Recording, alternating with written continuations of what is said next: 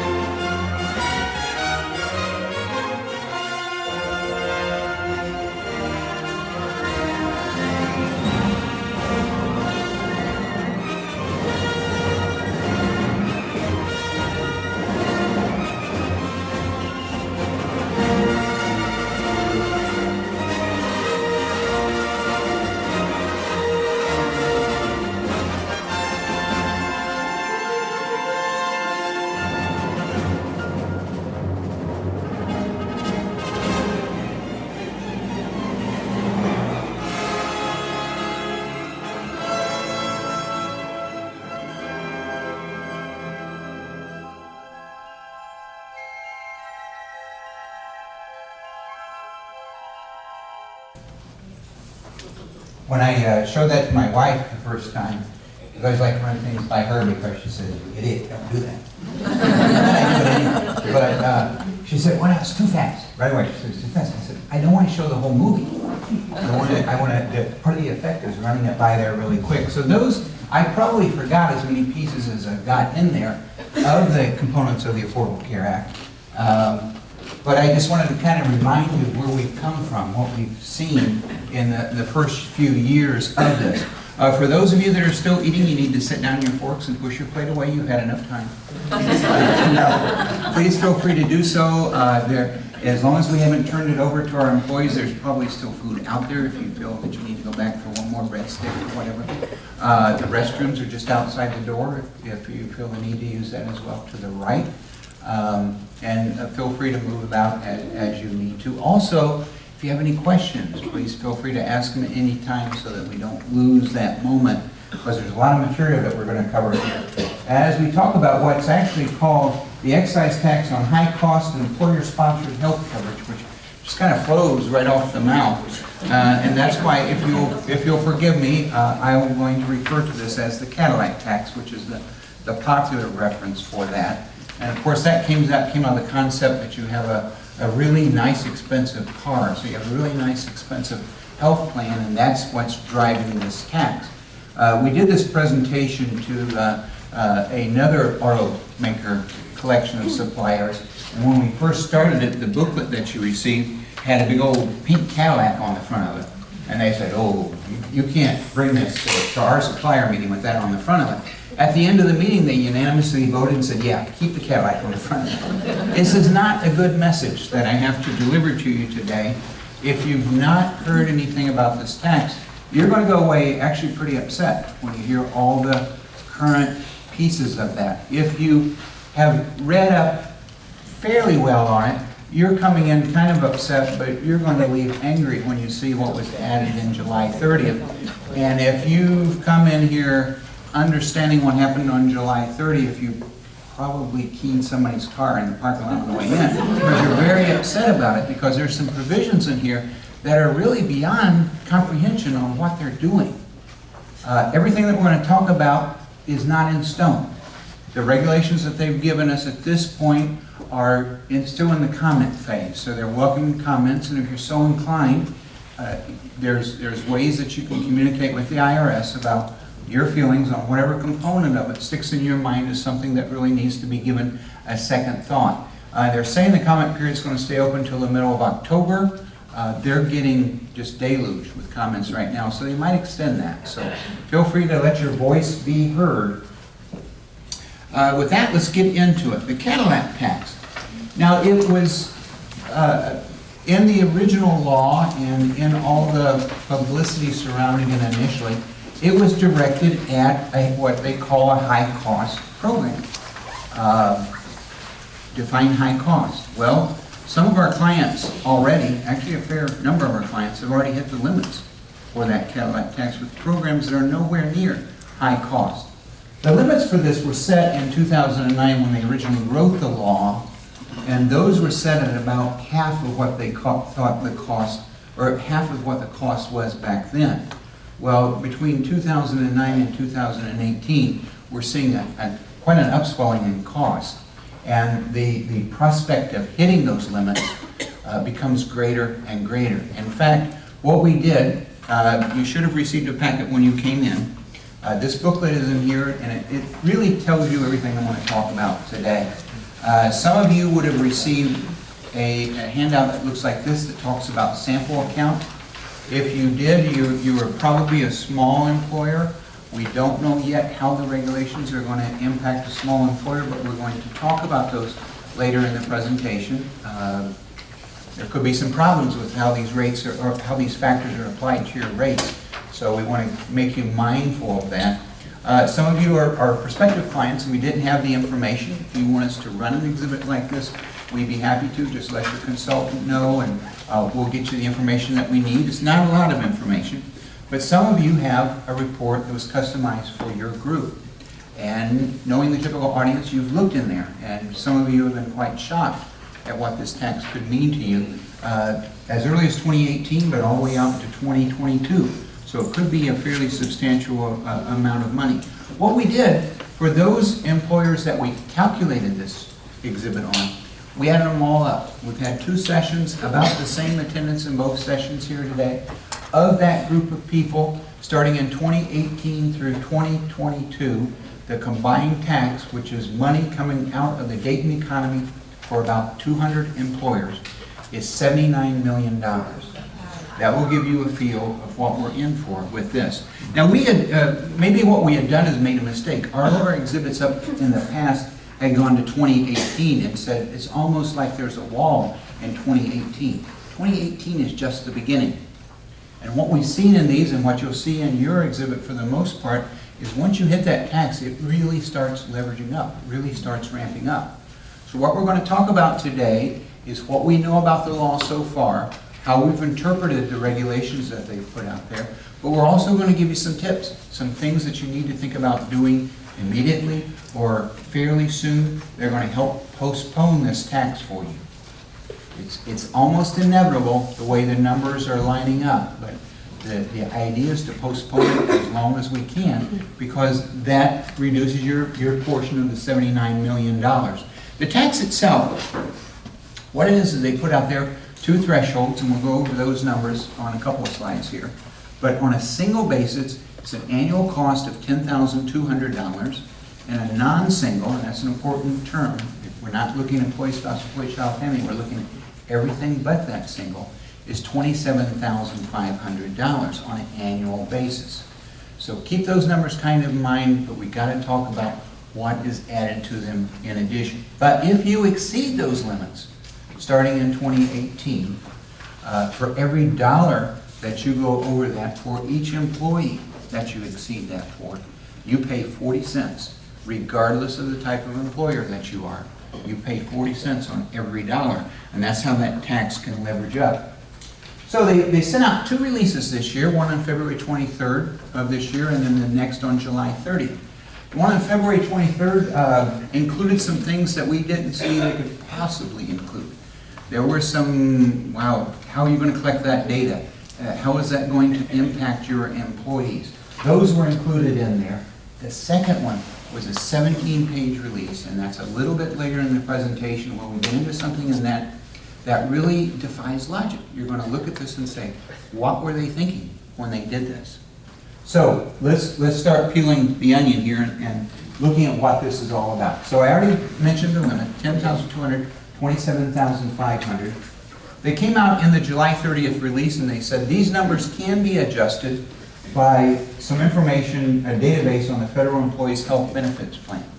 Kaiser Family Foundation, who's done an excellent job in following the development of this law, actually had access to that database.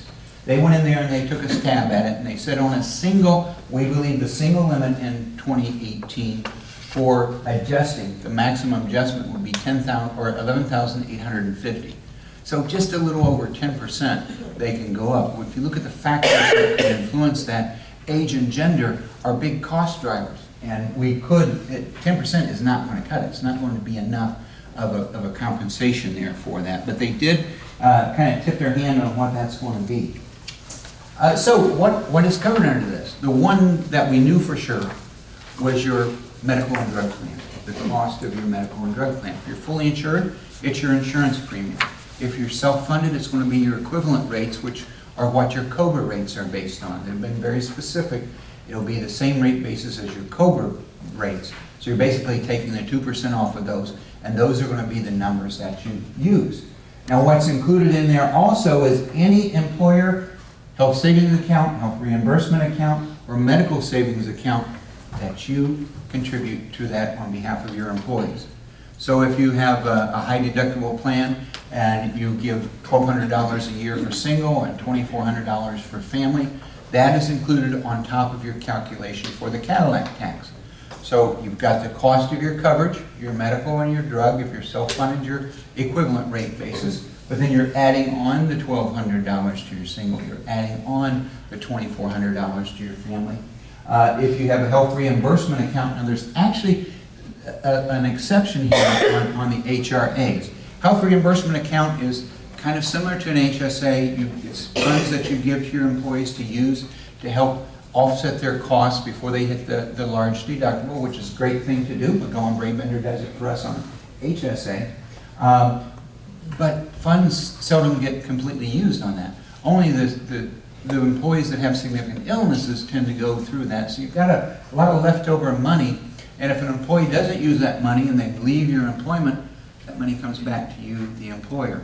So they said they're going to allow for HRA on the Cadillac tax calculation to either use something called the actuarial value approach or the past cost method.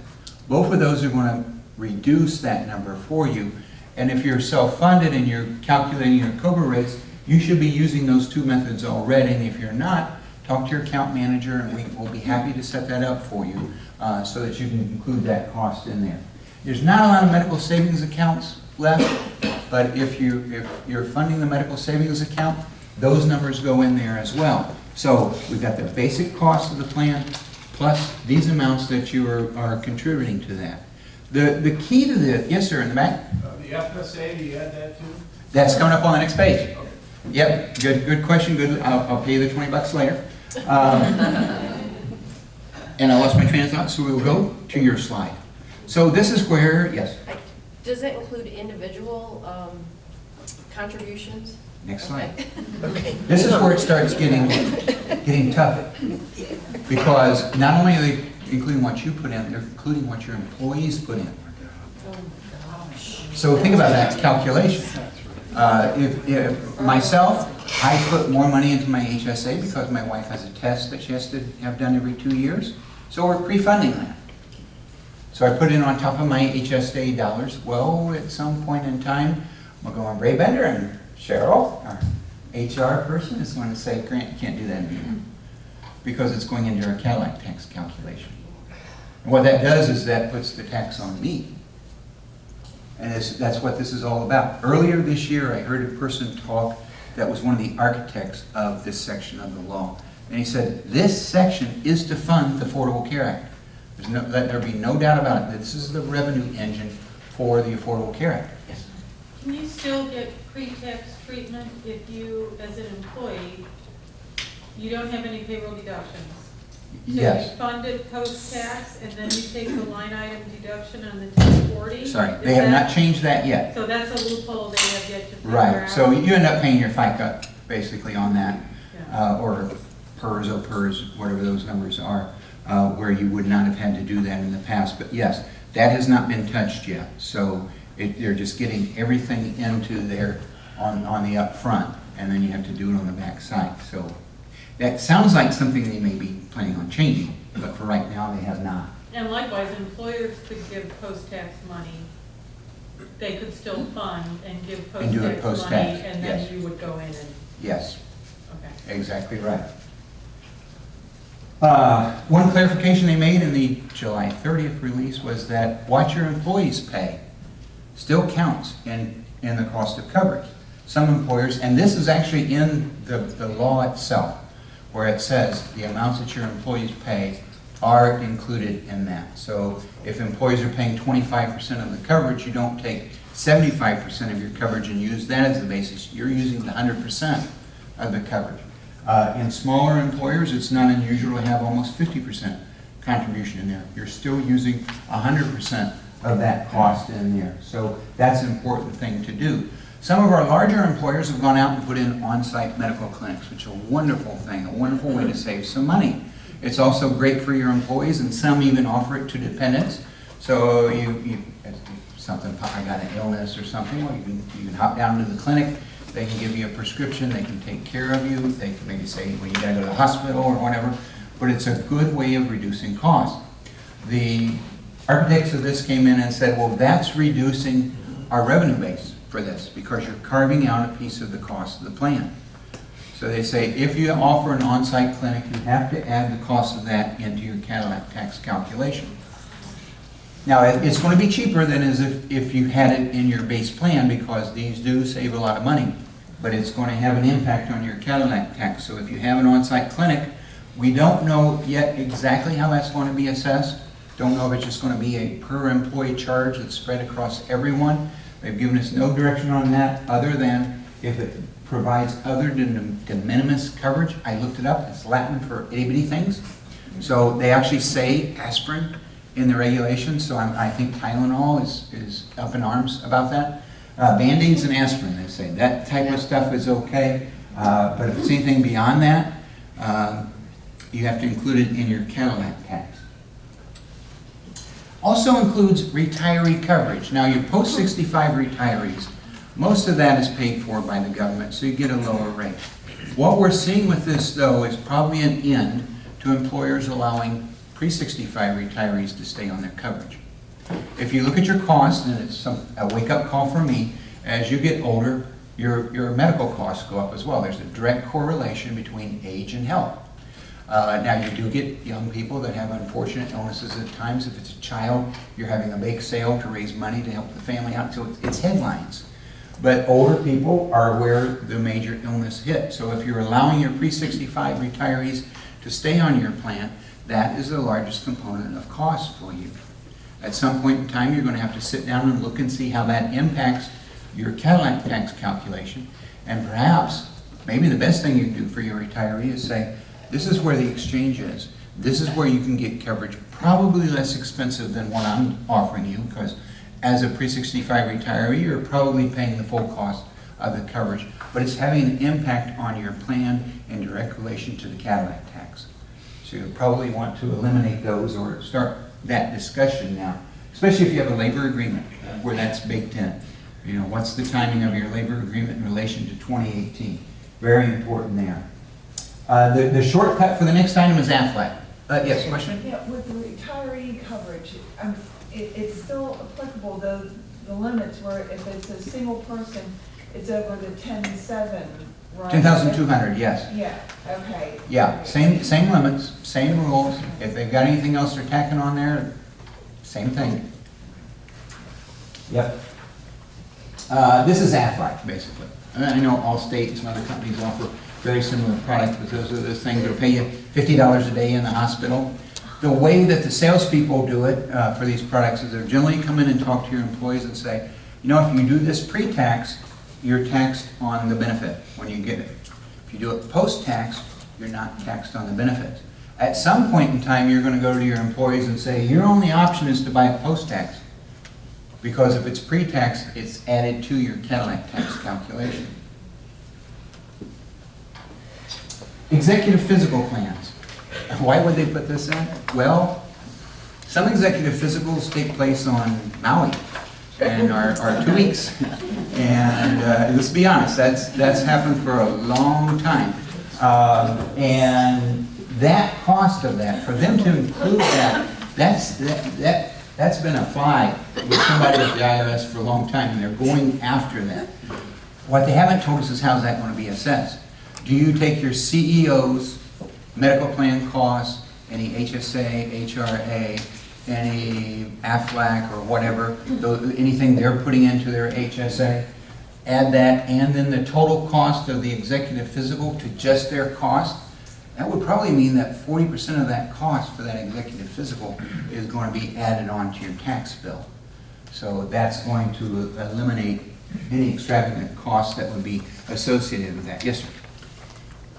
Just backing up just briefly, Okay. you're saying that if we have a section 125 and, we allow employees to take their share of the health insurance off on that, as well as voluntary benefits such as we have a voluntary vision, we have a voluntary dental, STD, those costs go into The dental this vision and category? STD are outside of that. They would be counted, just be your medical credits that you would apply. So if they're buying flex credits to do something for medical coverage, that would count on that.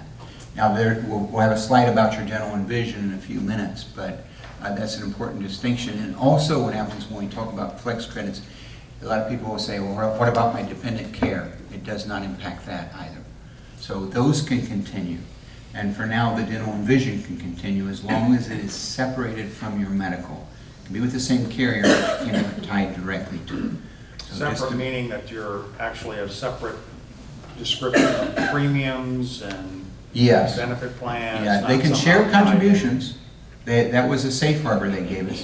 But they just have to have the ability to opt out of the dental and vision. Okay.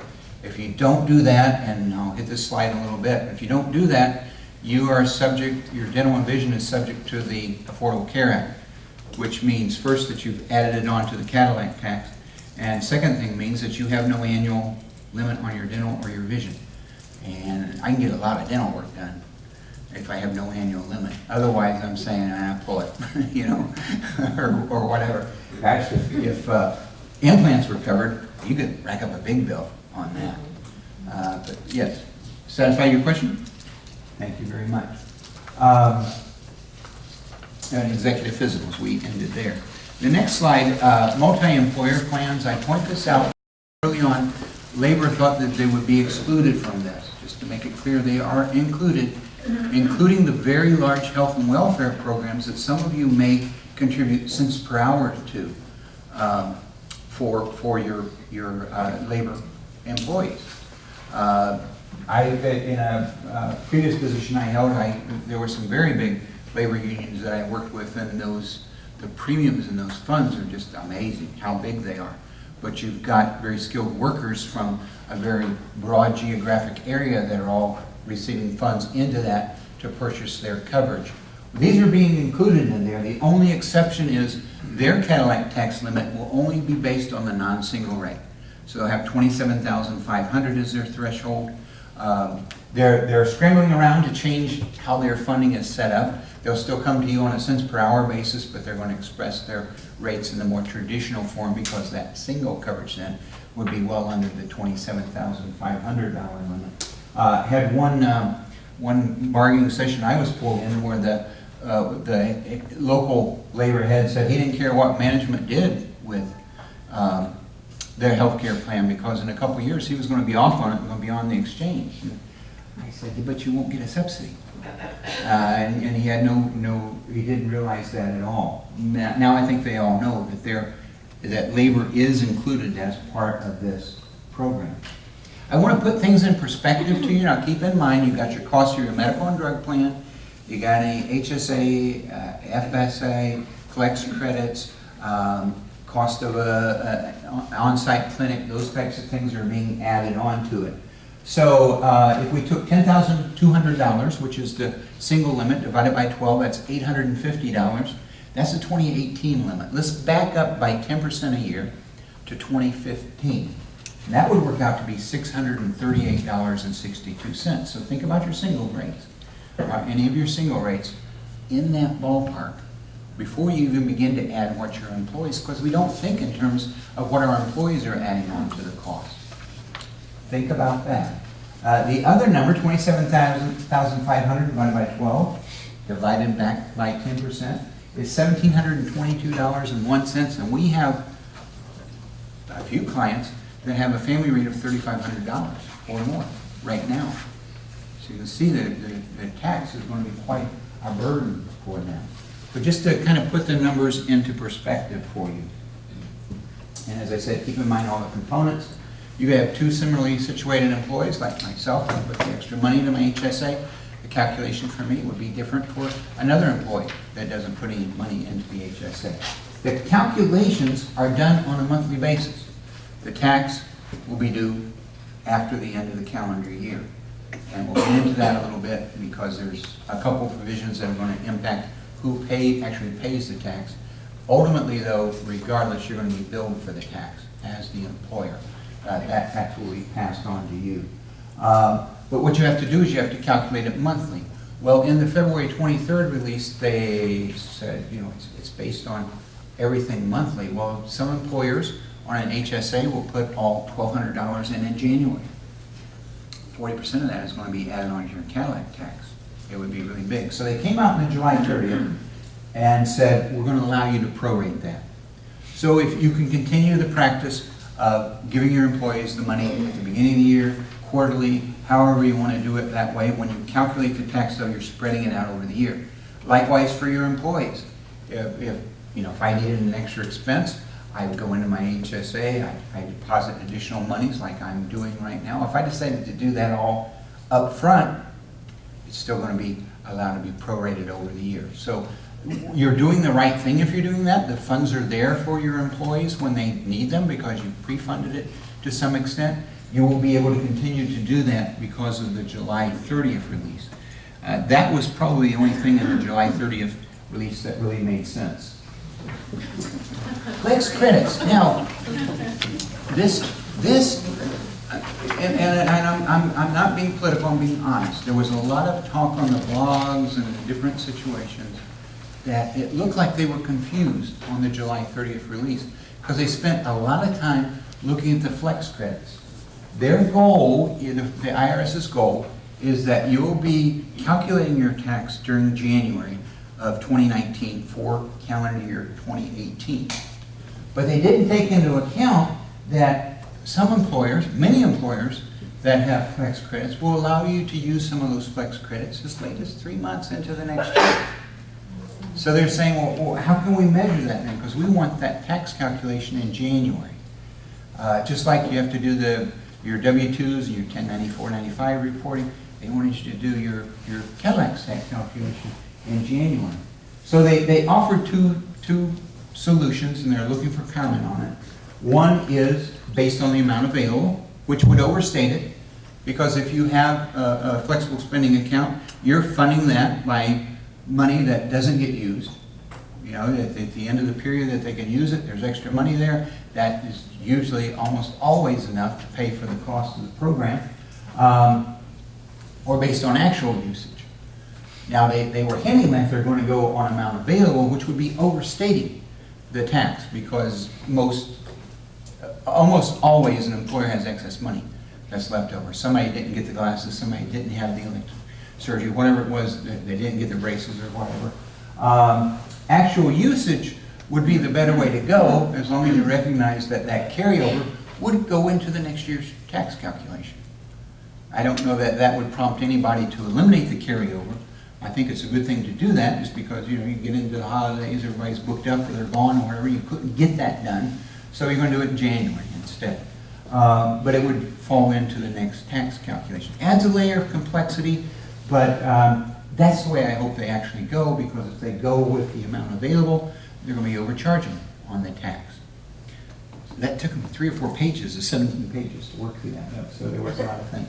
What is not included is military-based coverage. So these fine men and women that are over there in the Middle East or wherever they're at serving us, so we can be safe back here. Are we going to charge the federal government a Cadillac tax on their coverage? No, we don't have to do that. This is kind of a catch-all, accident policies, workers' comp and disability, and credit insurance that you might buy, mortgage insurance, those types of things. Those are not included. Long-term care is not included, which is good because that industry has really gone through some tough times. And this would probably be the kiss of death with it. But they're excluded from that. So if you're young and don't have this policy, buy one. If you're like me, you're going to hang on to your policy as long as you can because I'm getting closer to the day when I want to use it. EAP programs. Now, when I started in this business in 1975, don't do the math, one of the first things I did was I looked at our distribution of cost. I actually started working for a little company in Cleveland called Medical Mutual. We were called Medical Mutual of Northeast Ohio at the time. And I found that our most expensive category cost was in mental nervous. And we look at claims, and you would have a claim when you got deeper into it. Somebody, maybe they had a couple of kids and they weren't getting along with the husband. They'd go to their psychologist and say, I can't stand this. And he said, wait, we'll give you a week at a hospital. I've got a nice hospital where you can go, get away, and you'll feel better. So we had a lot of claims like that. We had people that would go to the same psychologist for years. Well, I like going to Dr. Smith because he's really good. I've been going to him for 20 years. Well, that's the problem. So employee assistance programs, they came along and they developed what's called brief therapy. So in 4 or 5 visits, you can get to the root of the problem. You can start helping that person. And you're not locking them into a terribly expensive thing when they're not making any progress. So this is good that this was not included in here. They're relatively inexpensive anyway, but it's good that they're not included. And then what was strange was they went out of their way to say anything that your employees are putting into their HSA or MSA on a post-tax basis. So it's like they're putting this big light on saying, make it post-tax, and then it won't count into your Cadillac tax. Now, it's inevitable as you start moving up toward, and I'll show you how you're going to eventually hit that limit, you're going to look for ways to avoid that. We've got some tips at the end of this presentation to help you avoid it. We're trying to delay it. You're not going to always be able to avoid it. We'll slow it down as much as we can. But that's one way, right out the gate. When you're starting to crowd up against those numbers, you can look at your employees and say, I'm sorry, you can't do this on a pre-tax basis anymore. That shifts the tax burden from you to them. So it's another tax. The federal government's still getting tax revenue from that.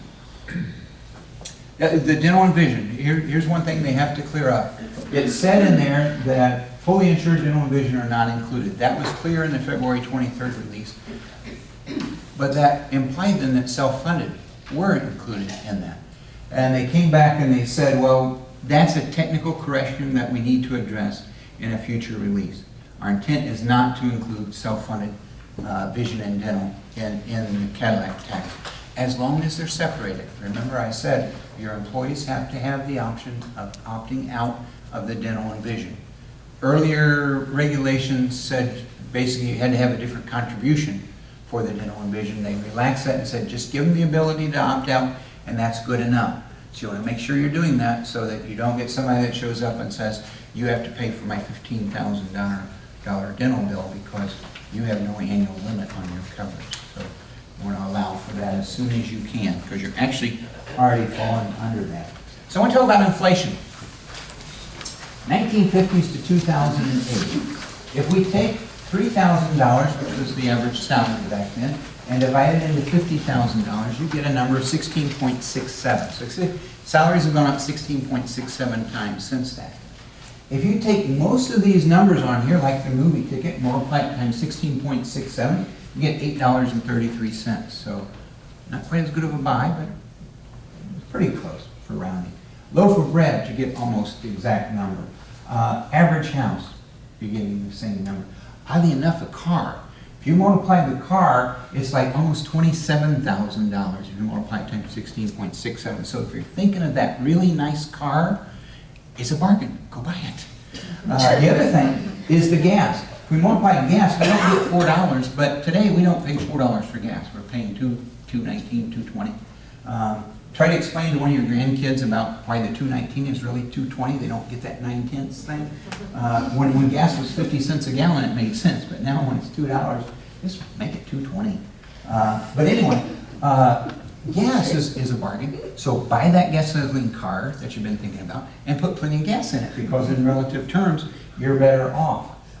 Okay, so in general inflation though, we just shifted the dollars. So it takes more dollars to buy the same thing, but they're fairly much in line. Now, some of the technological advances make, like the movie obviously is a totally different experience than it used to be, but it's still price-wise the same thing. So inflation in the Affordable Care Act, specifically the Cadillac Tax. The Congressional Budget Office estimates that over the next 10 years, that general inflation by 2% a year. Okay. They also estimate that medical inflation will increase by 5.6% per year. That's medical inflation. There's two components to your increasing cost. One is medical inflation, the other is utilization. There are some extraordinary expensive but miracle drugs that are coming out in the next couple of years. If you haven't read up on them lately, you probably want to go out there and look at that. We have one MS drug, for example, that a lot of patients were having success at $5,000 a month. This newer drug is costing $15,000 a month. That is not factored into the 5.6%, but the numbers I'm going to use are using the 5.6%. So my numbers are going to be a little bit low than if I as an underwriter said, what would your estimate be? It would probably be 8 to 10%. For as long as I've done that, that's been the general trend. Even though some of the carriers in the early part of the implementation of the Affordable Care Act were charging in the mid-teens, the real trends through the surveys were 8 to 9%. That's higher than the 5.6. So we got a 5.6% increase in medical inflation and a 2% in overall inflation. What does that have to do with the Cadillac tax? Cadillac tax limits will then increase by CPIU plus 1% from 2019 and forward. Had an analyst in here this morning, so I had her do the math, and she told me that that ends up to be 3%. If I had 2% plus 1%, and she did it without a calculator. So let's see how good we are. Yeah, you hire good people, Sheriff. The Congressional Budget Office says it will go up by 3%, but if overall medical inflation without the utilization component is going up by 5.6%, it's not quite double. It's like 87% higher than the 3%. So over the next 10 years, overall inflation will go by 2.9%. We're compounding that 2% out over 10 years. Over the next 10 years, medical inflation will grow by 63%. Wow, yeah, it is slightly more than double. No, it's worse than that. Because look at this. 2018, the annual limits are 10,200, 27,500. They'll start in 2019 going up by that 3%. They don't start till 2019. This is 2015, so inflation has got a 3-year head start on us there. That means, while medical inflation grows by 63%, the tax limits will grow by 19.4%. So the first 3 years, we're not changing those limits. When we get to 2019, they start changing. So that is how I'm saying this is inevitable. They set those limits based on a low end of cost in 2009, 2010, when the law was enacted, and we're catching up on that. So I began my career as an underwriter in 1975, and if you do the math, you do not get cookies after this. I don't think there are cookies because we're a healthy organization, right? Cookies taste so good though with that pasta, wouldn't it? And there would be leftovers and I'd get them in the kitchen. So anyway, in 1975, when I started my career, we had no rates that were $100. I worked for Medical Mutual up in Cleveland. In 1979, we hit $100. It was on a family rate, and we thought it was the end of the world. For those of you that have been around like I have, you're familiar with COBOL, Common-Oriented Business Machines, anyway. It was a programming, it was a a lot of people knew that language back then, and it was a part of it was called a working storage section. And you had to, in that section, tell your output how many spaces there were. And in the first program I wrote, there were $2 signs and 2-cent signs. So when 1979 came and we hit that $100 mark, my program crashed. So I had to go in there and add another space to it. That's how we solved that problem, but we thought it was the end of the world. It was like the precursor to Y2K. It wasn't that big of a deal, but we couldn't imagine a $100 rate. And yet, lo and behold, we had one. That was 35 years ago? Let's look at this room. So for those of you in this room that we did this customized report for in your packet, the one that starts out and talks about the pay or play, this exhibit, and if you go to the second page, it's talking about our fees and assumptions. And on the third page, it gives you your first look at what the taxes could look like for you. I added together everybody in this session and in the previous session and said, what does it mean, tax? 50% of you are going to have a Cadillac tax in 2018 based on our 10% increase to your current cost. Now, you may make plan design changes, you may implement an EHL program, I'll show you some case studies where that's been effective. That would help you get under that limit. But then an additional 13%, so we'd get 63, get in 2019, 4%, 12%, 6%, only 15% of you will not have hit the tax by 2022 based on our projection methodology. We took it a step further and said, here's the amounts that would be paid. This is money that's coming out of the Dayton economy. This is money that's coming out of publicly funded institutions in the Dayton area. Schools, municipalities, townships. Everybody is subject to this tax. For a school district, where do you come up with the additional money? Pass a levy. So we may see more of that. We try to pass a levy, I guess. So $79 million. Just this microcosm of the national economy is what the tax bill will be. Again, based on our method. Okay, so now we're going to get into the July 30th release, and this is very strange, the way that this is evolving. So, in the July 30th release, they coined the term coverage provider. That is the person that's going to ultimately be responsible for paying the tax. They made it clear on a fully insured account, that will be your insurance company. They are not so clear on self-funded. On one hand, they say, well, it should be the entity that actually pays your claims, which would be your TPA, or it would be the party that actually controls the payment of claims, which would be you, the employer. We really want it to be you, the employer, and that'll become clear on the next couple of slides.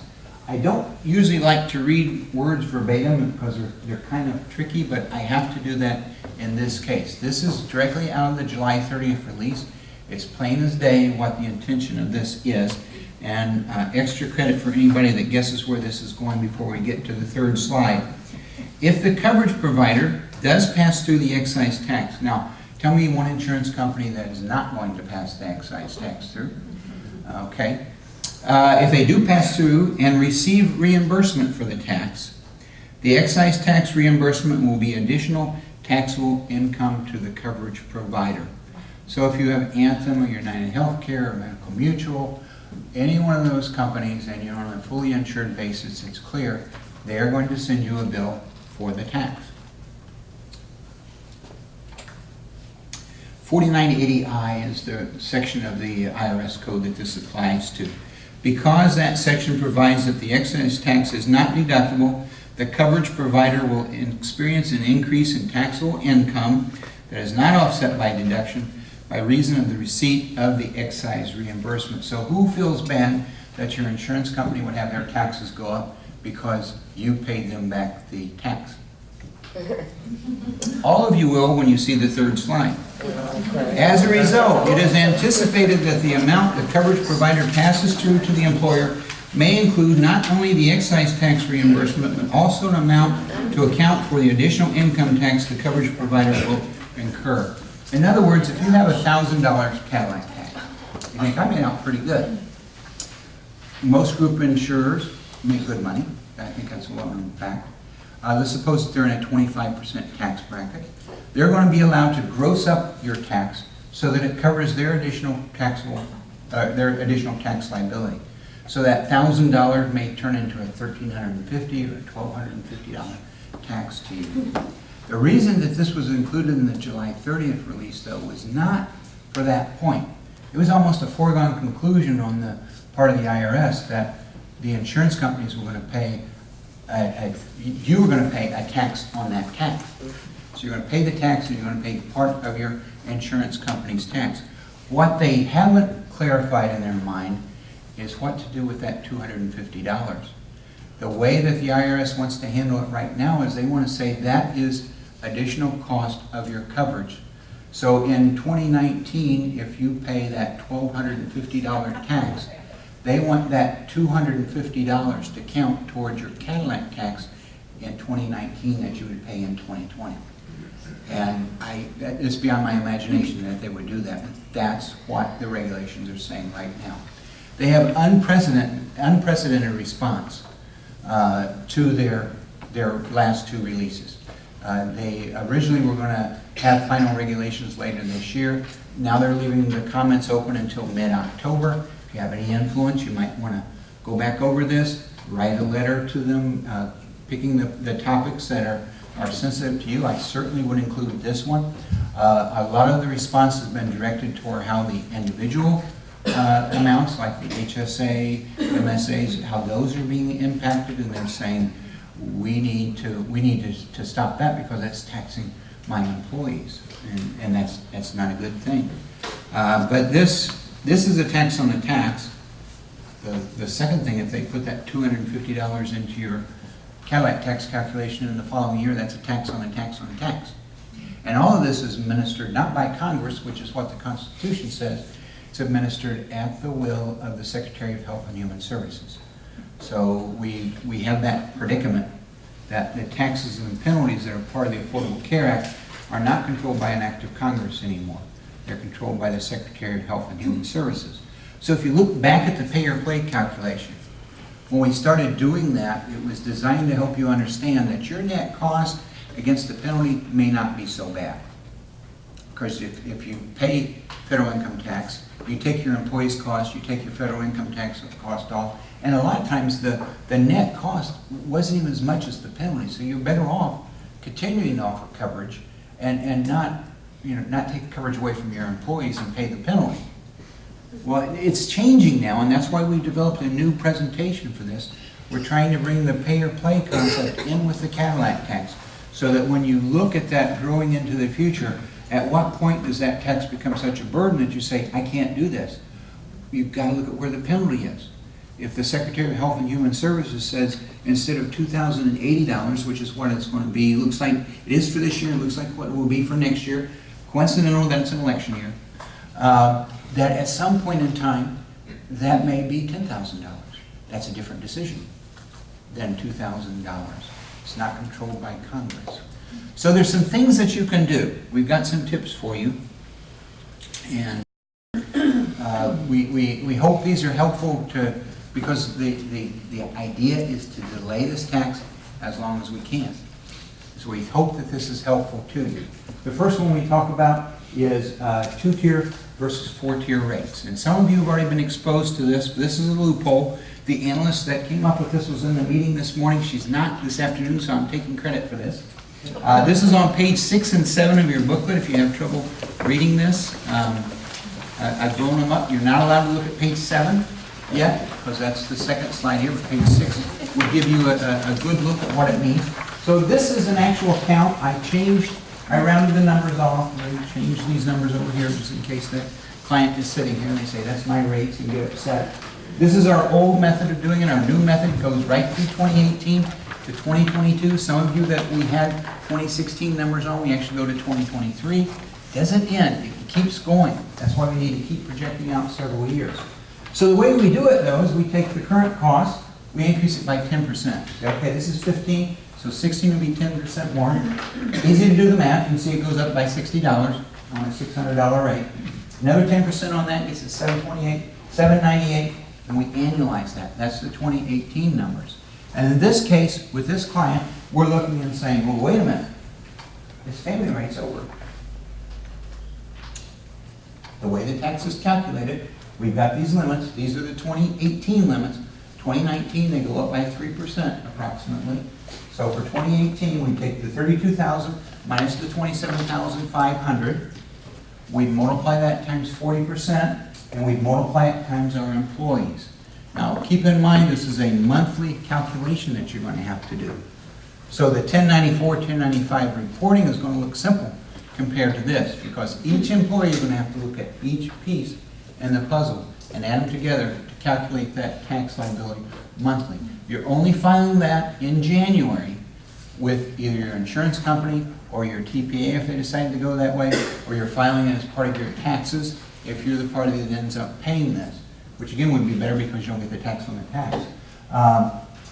So anyway, this works out to $60,985 as tax for that person. So the analyst, it wasn't me, said, well, wait a minute, Grant. The ratio between the tiers, generally employee spouse, is about 2.2, 2.1 to 1. So if you take the employee rate times 2.2, you get the spouse rate. The employee child rate is generally 1.8. The cost of children in healthcare, I said this morning the cost of children isn't that bad, and I had to correct myself. Cost of children is horrible. But from a healthcare standpoint, they're a bargain because they don't get sick. When they do get sick, it's headlines. It's, as I said before, it's the bake sales. You're trying to do things to help the family out. It really hurts your heart. So that's generally about 1.8. And the family in this situation is 3.2 to 3.4. There lies in the problem with this account. When we ran the numbers across, it was the family that hit. And in these scenarios, we generally see the family and the single are the two that are going to hit first. So in this case, the family hit. If you turn to page 7, look what happens when you turn that into a 2-tier rate. So all we do is we average those other tiers together, and it's 600, that didn't change, but it's $1,598.92. I add 10% a year, going over to 2018, I'm $2,000 under the tax. We just delayed that for you. And in your exhibits that were customized for you, we've got that spelled out for you, what your rates would look like going from a 4-tier to a 2-tier. For the small employers that did not get this, you don't want to switch to 2-tier rates. The community rating, modified community rating will hit you before the 2-tier rates would help you. So you don't want to bother to go through that. There's some solutions we'll talk about for you, but for anybody other than a small group, you want to consider doing this, and you want to consider doing it as soon as you can, for the simple fact that many provisions in this law have come out and said, if you were doing it this way yesterday, you're okay. But if you weren't, you can't do it tomorrow. There's nothing in the regulations that says you cannot have 4-tier contributions and 2-tier rates. At least not yet. There's nothing that says you can't do this. What this would impact, though, is your COBRA rates. Your COBRA rates have to be based then on these rates, which means that your employee spouse and employee child would be paying more than they would have in the past, and your family would be paying less. The thing about that, though, is a lot of people thought COBRA would go away pretty quickly after the Affordable Care Act kicked in, because you can go to the exchange and you can get, even if you don't have a subsidy, you can get something that's less expensive that can carry you over, rather than paying 102% of your full rate up here and paying these kind of dollars. I mean, $25,000 for coverage for a year is a huge bill, and you don't have a job. So how are you going to come up with that money? We'll go to the exchange. So that is available as a possible.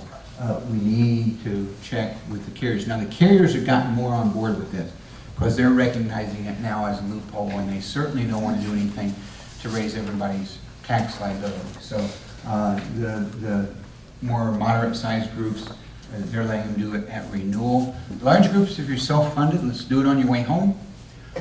What you want to do is, if you have a benefits committee, you want to go to the benefits committee and get into the minutes that employees pay X% of single, and an employee spouse pays X% of the family rate, employee child pays a different percent of the family rate, and family pays a different percent, working just with a 2-tier. Reason for that is the IRS has hired 18,000 auditors as part of the law. It was actually written into the law. So things like this they're going to be looking at. Come out to you and they say, well, show me proof that you had two-tier rates before this release came out on whatever day it comes out and closes that door. So to make sure that you have it in there. If you don't have a benefits committee, put it into your open enrollment material if you want. Or make sure it's clear in a way that can be audited within your HR records so that you can show that you did this before any law was enacted. So that's a quick hit. That'll save a lot of people a lot of money. If you look at your exhibits, unless you have two-tier rates already, you're going to have two exhibits that look like this. The second one in red is going to show you what your savings would be for the smaller accounts. We'll get to your predicament in just a couple minutes now. And I'm doing okay on time. Also within that package, we had done our pay or play with a similar look to it, and this is in there too for those of you that don't want to read all the verbiage. And it shows you pictorially what your cost would look like in the distribution of it. So, in this case, this is like $1.3 million. The employer is only paying $897,000 of that when you took into account all the other pieces. But when you get all the way out here, it's 1.7 million plus the 101,000. You still got these two for now that come off of your cost, but that tax is going to start showing up there sooner or later. So, and if you have these exhibits that we customized and there's something that's not accurate, or maybe you finally finalized your January numbers, because some of the larger employers are right in the middle of doing that right now, and you want that redone, just let your account manager know. We'll be happy to make any adjustments or update that for you. As I told the group this morning, I'm available for parties, so if you want me to come out and talk to you, your management group or whatever, or an industry group. There was a collection of schools that was represented earlier, and they want me to come out and talk to a group of them about that. We're happy to do that as well. We want you to be informed about this, and we hope that it changes. We hope that we're back in front of you in a short period of time saying, well, they changed all this and it's not going to be this bad. But right now, that's the way the regulations work. If you've not done our Empowering Our EHL experience, or Empowering Healthcare Living is what that stands for. That is really about wellness. So you're reaching out to your employees and helping them understand the complications that they might have within their body. We overlay with that what we call an incentive-based contribution strategy. And we found that that is effective in reducing your future costs by 1/3 of what it would have otherwise been. And I brought along some case studies to show you some experience that our actual clients have had. This first client here, the blue line, it looks like an EKG, that's their monthly claims cost. The red line is the poor man's trend calculation. It's a moving average. We take the first 12 months, we add them together, divide by 12, that's 1 point. And we start moving forward from there. We drop 1 month off, we add 1 month on. And what it does is it takes this kind of ambiguous line and it turns it into a bit of a trend for us. So we can see the direction of this is going up. A couple of these slides aren't really the same scale, so it's not as dramatic as this is. But if you look, they were about $900 in cost, and that was October 1, 2011. This is getting too expensive. What are we going to do? I took that line then, this is the same data, and I extended using linear regression analysis, which once upon a time, people like me knew how to do it by hand, but now you can do it in Excel, so it's a forgotten art. And it would take a long time anyway. But you can see, by October 1st, 2013, they're going to be $1,000 an employee per month. So their cost is escalating at a very rapid rate. Well, what can we do about that? So they implemented two things. They implemented a high deductible plan, and they implemented EHL using an incentive-based contribution strategy. Look what happened to the cost. This is the same line up to here. We had just started the Batman head. The reason that the Batman head happened was they told their employees too soon. Told their employees several months before it happened. So, well, I'm going to get that wrist taken care of. I'm going to get my knee replaced. I'm going to get my hip replaced. I'm going to be bionic before I have to start paying more. And that's exactly what happened.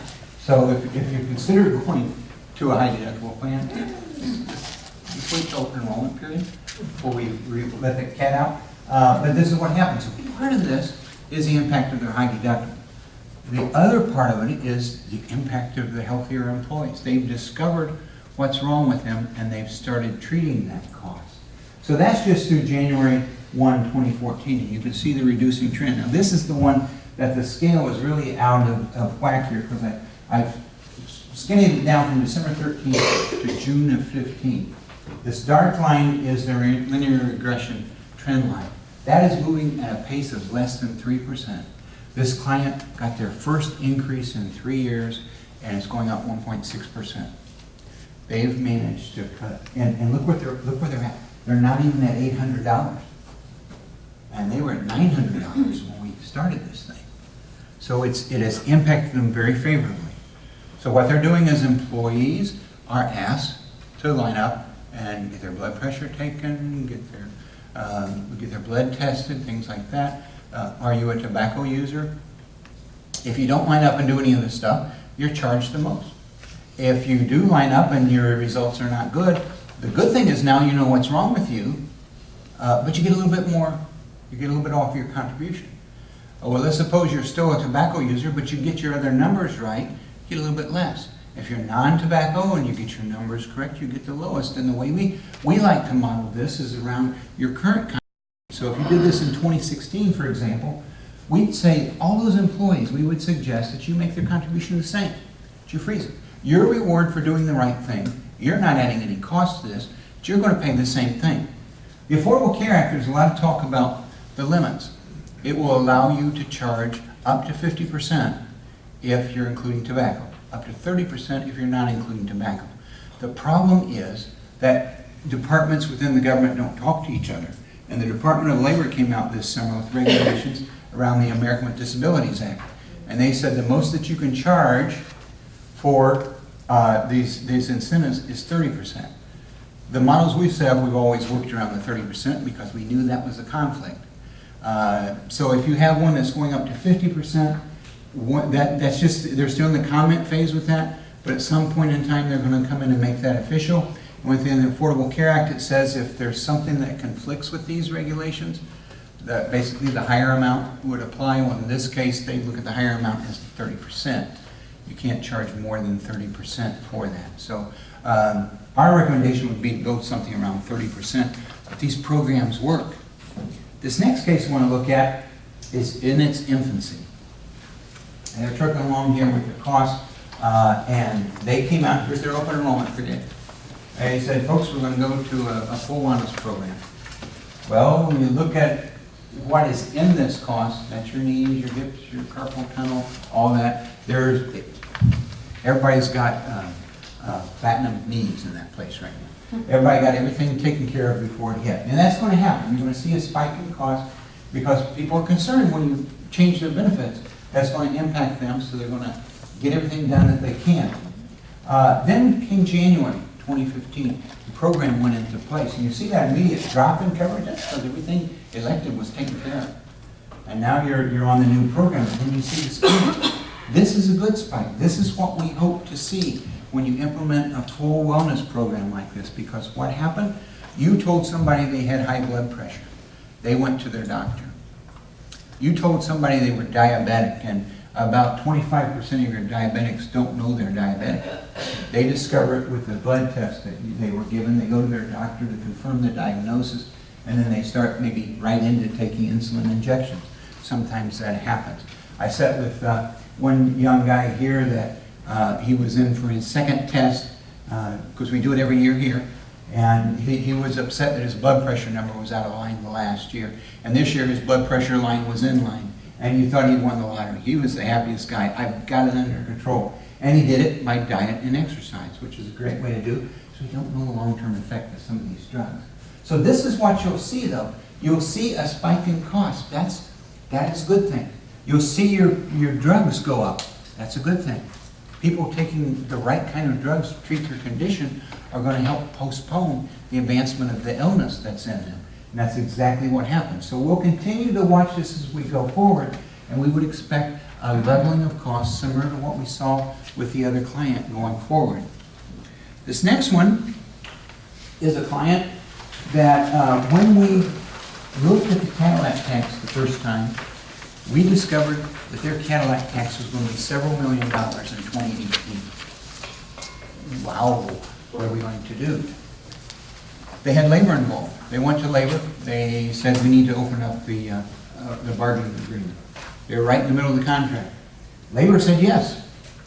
They allowed them to put in a high deductible program, they allowed them to put in, we're stepping in over 3 years, a full EHL type of program where there's incentives that are being paid for those that have the right numbers. We discovered a very disproportionate number of diabetics in that process and they're being treated now, which will hopefully stop or slow the progression of their disease, because the tobacco use and the diabetic are the two keys to your cost. If everybody can identify who's diabetic and if everybody can stop smoking, you're going to more positively impact your cost. When we did the Cadillac Tax calculation for them, it had dropped very significantly at this point in time. Now it will advance going to the future, so we've got to get those programs in place. We've got to continue. We can't stop, addressing their cost. And the wellness programs progress over time. You start initially with measuring numbers, what's wrong with you. It evolves into a program where we're very specifically addressing their disease. So your diabetics have to do certain things. You have to get your A1C, you have to get your eyes checked, you have to take your medication, things like that. It's something ridiculous, like 75% of diabetics are non-compliant with their drugs. And I can't imagine that. That's the one thing that helps slow it the most, is being compliant with your drugs. So this case study was a good one for us. So those of you on community rates who have been sitting here patiently waiting for this point in time, this is the bad news. Modified community rating. Now what's happening under the Affordable Care Act is you may be on community rating now, you may be on composite rates now. The Affordable Care Act says that by the way the dates work out, by October 1, 2017, you've got to be on this platform unless you're self-funded. So we've got a lot of clients that are looking at this now saying, I don't want to be here. And what we're doing for some clients is we're running what these rates would be if you went to the ACI program. And in many cases they're finding it's shockingly high. What happened was the Affordable Care Act says that instead of using a ratio of 1 to 10 or 1 to 8, where 1 is the youngest person in your group, in this case it would be the 21-year-old, is the bottom rate, and the highest rate is the 64-year-old. That being an 8 to 10% ratio, they're saying it's now got to be a 3 to 1. The only way you achieve a 3 to 1 is not by squeezing them in the middle. You have to bring the bottom way up and the top comes down just a little. There's not enough dollars down here in the bottom to pull down that top. So it pulls it way up. So what we're finding with many employers, not all, some employers actually this works out better. The older and sicker a group you are, the better this is for you. But the younger and healthier you are, we're seeing 80%, 100% increases when we compare the rates to this. The other problem that we have, and the reason you don't have an exhibit for you, is how is the Cadillac Tax going to impact this? If I look at these rates and annualize them, I say, okay, what is the annual cost for that 23-year-old? Oh, it's $3,006. That's not like $363. That can't be right. Oh, there it is. $4,365 for that person. But I get over here and I look at the 57-year-old, they've hit the limit. This is actually a 2015 chart. So in this case, 57 and above, they've hit the limit already. Is the IRS going to come in and say, for a community rated group, you have to pay the tax based on this? Well, chances are the CEO is down in here somewhere. So there's going to be a tax on the CEO. You're not going to have a tax on anybody up in here, but you're not getting credit for the fact you're being charged as individuals hit those limits. So to do this calculation for the small employers, it'd be very difficult. We'd have to get a census, we'd have to run it through an ACA type of program and show you what it would look like. They haven't told us if that's the way it's going to be or not, but it could have a profound impact on employers in this category. So when your account manager comes to you and say, well, now this year you got to change your renewal date to October, what they're doing is they're trying to keep you ahead of this. With all the juggling around in effective dates, we're trying to get you to September 30th of 2017.